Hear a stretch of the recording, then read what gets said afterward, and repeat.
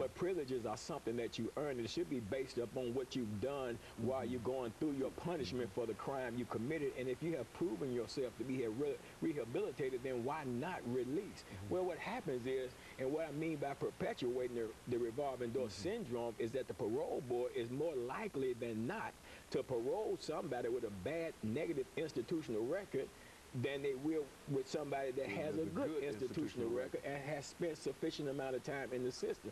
Now, I don't know what advantages them to do that. Well, that's what I was about to say. That's almost setting a person up to fail. Well, you know he's coming back. Yeah, And Dr. Haynes, I'm not just talking. I've sit on the parole board. I mean, I sit on the parole board with a guy, and this guy actually sit there.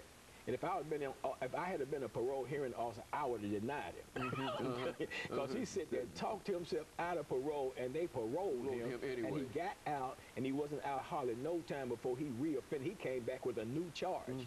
You know what I'm saying? But they paroled him. They knew this guy wasn't going to go out there in society and act right, but they sent him anyway. But then you take, for example, I recently went to the parole board with a guy, been incarcerated for 5 years now. I mean, we went up earlier part of the year, and they said, okay, we got to get some stuff worked out on your cases. There's a conflict with the charges on your sentences. So that got worked out, went back to the parole board about 3 months later, and then they both hearing officers recommended him the first time, recommended him this time, and then when the case found a vote, they turned him down. But now this guy, he's sufficiently served his time in terms of the punishment phase. He has been rehabilitated. He's been in the program. He don't have the write-ups and all that stuff like that. But then they put him off for a year. Why? Because they know he's not coming back. You know what I'm saying? So the people that's going to come back, get out. Get out, and people who might not come back, they try to keep them as long as. Absolutely. And there's another gentleman, Dr. Haney, down in another institution, and I don't want to call these guys' name because the parole board, the way they're doing this guy already anyway, I mean, if I mention his name, they'd probably retaliate against him, you know what I'm saying? But anyway, this man's been locked about 34 years. I mean, out of 34 years, this man only had about 4 write-ups, and they're minor write-ups. I mean, he's completed all kind of programs, even started an organization to help other inmates while he was in there. I mean, the whole night, 34 years, sufficient. That's punishment, man. He's been punished. 34 years in prison, he's punished.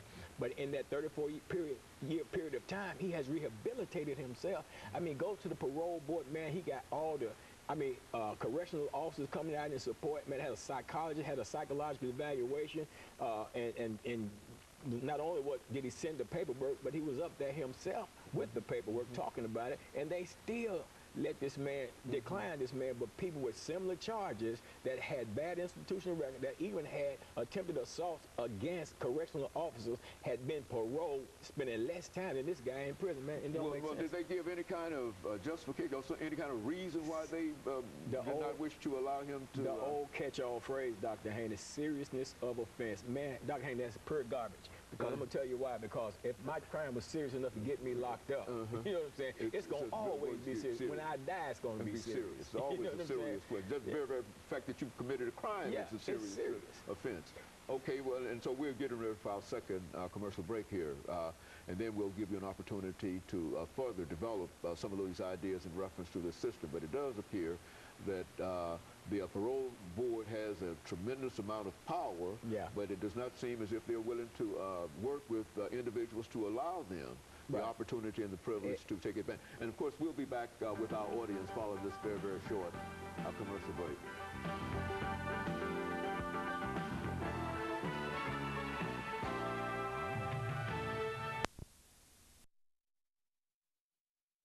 The topic is